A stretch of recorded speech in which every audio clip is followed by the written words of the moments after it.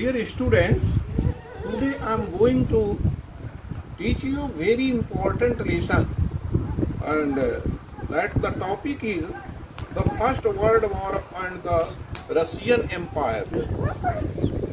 In 1914, war broke out between two European alliances, Again. Germany, Austria and Turki.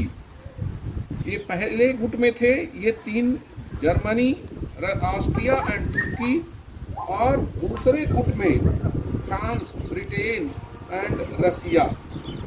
Each country had a global empire and the war was fought outside Europe as well as in Europe. This was the First World War. इसको प्रथम विश्व युद्ध कहा जाता है। यह जो दो गुटों के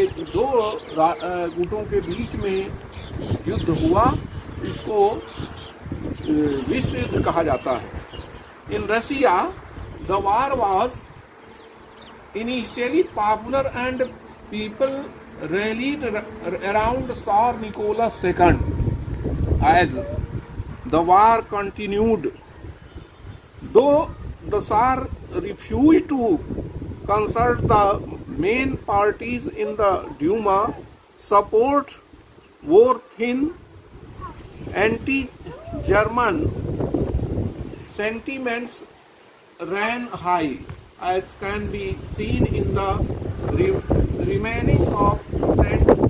Petersburg, a German name as Petrograd, the Sarnia, Alexander's German origins and poor advisors, especially a monk called Rasputin, made the autocracy unpopular. The First World War on the Eastern Front defeated from that on the Western Front. In the West, army fought from trenches stretched along eastern France. In the east, armies moved a good deal and fought battles, leaving large casualties. Defeats were shocking and demoralizing. यह जो पराजय थी रूस की, बहुत भयंकर थी और हतोत्साहित कर देने वाली थी। Russia's armies lost badly in Germany and Austria between 1914 and 1916. There were over 7 million casualties by 1917.